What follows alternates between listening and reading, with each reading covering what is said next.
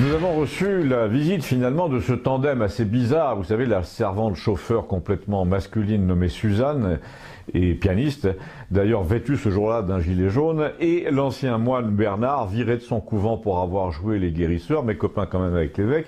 Et donc ils sont venus tous les deux à Campagnole à la requête d'une famille dont on parle du bout des lèvres au village parce que la fille est anorexique et que c'est toujours une sorte de tabou, d'autant que ça dure depuis des années.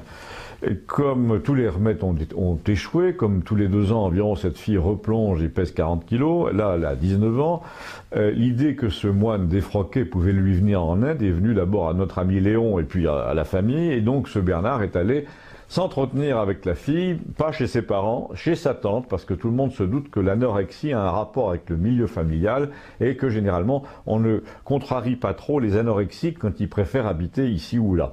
Et donc là, elle voulait dormir chez sa tante.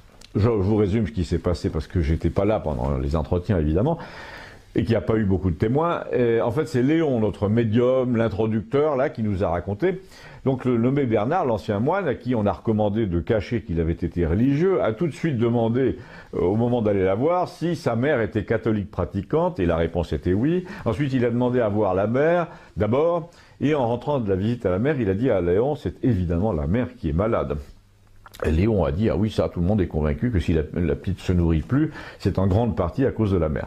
Et Léon a commencé à faire son psychologue, à nous expliquer que, comme la mère était assez belle, très coquette, très aimée par son mari, comme elle faisait la cuisine à la perfection, comme elle donnait des cours de guitare, comme elle avait fait 4 garçons tous brillants, et une fille, elle, moins brillante à l'école, pas très belle, eh bien la gamine se sentait un peu laissée pour compte, en tout cas pas assez belle pour rivaliser par la hauteur comme fille au milieu de ses frères, enfin jamais à sa place.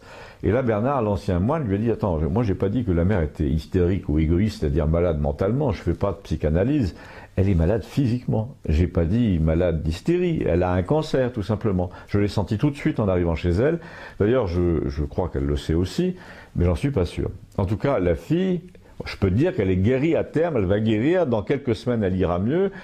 Pourquoi ne sera-t-elle plus jamais anorexique, quoi qu'il advienne? Eh bien, c'est que c'est la dernière fois qu'elle leur fait le coup de se laisser dépérir jusqu'à peser 40 kilos pour se rendre intéressante. Je suis prêt à le parier.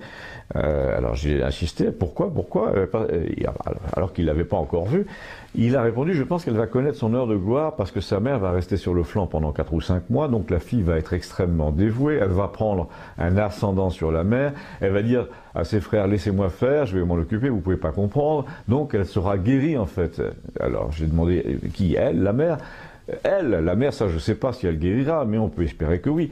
Alors du coin de l'œil, j'ai bien vu que Suzanne, la chauffeuse, secrétaire, femme à tout faire de l'ancien moine guérisseur, là avec ses grandes épaules et ses cheveux courts, était extrêmement attentive et sensible à ce cas qui devait éveiller des souvenirs, j'imagine, dans sa propre existence. Et j'ai demandé au patron, le Bernard, dont les manières étaient extrêmement douces et taciturnes à la fois, et qui ressemblait un peu à Georges Pompidou, je lui ai demandé s'il était capable de me faire le portrait physique de cette fille anorexique, après avoir brossé le portrait moral. Comme ça, sans l'avoir vu. Il m'a dit, évidemment, avec un humour un peu froid et un sourire triste, d'abord je peux dire qu'elle est maigre, mais ça vous en doutez. Mais ensuite, elle a probablement tout d'un garçon manqué, d'un garçon donc, parce qu'elle a voulu ressembler à ses frères. Ça ne m'étonnerait pas, donc elle aime le foot, et peut-être le hard rock. Je dis pourquoi le hard rock? Parce que la mère enseigne la guitare classique. Alors Léon, le médium, là s'est tourné vers nous et il a dit, vous savez qu'il est très fort quand même. Et l'assistante chauffeur, la Suzanne, a répondu, c'est pour ça qu'il est réclamé partout. Il est très fort. Là, on doit aller sur la côte. Le problème avec lui, c'est le bouche à oreille. Quand il a donné de bons conseils, comme ça, il y a toujours un parent, un ami qui raconte. Et du coup, on nous appelle au téléphone pour aller intervenir dans un autre département. C'est assez fatigant. Et le prêtre, enfin l'ancien moine plutôt, car il n'était pas prêtre, a répondu mais allez, tu adores ça, Suzanne. En attendant, a dit Suzanne, il faut aller voir cette gamine. Alors, j'irai seul si tu le permets. Et donc, il avait compris que Suzanne était curieuse de la rencontrer, mais aussi que c'était pas souhaitable, donc il y est allé tout seul. Et ensuite, durant les mois suivants, les choses se sont passées exactement comme il l'avait prédit. La fille a pris soin de sa mère au début, la mère a failli mourir, mais elle n'est pas morte, elle a survécu, un peu diminuée.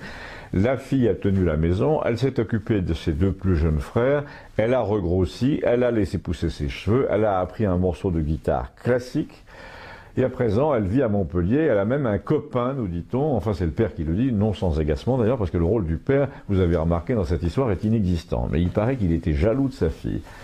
S'il se passe quoi que ce soit d'autre dans cette famille un peu bizarre, je vous raconterai. Abonnez-vous, merci.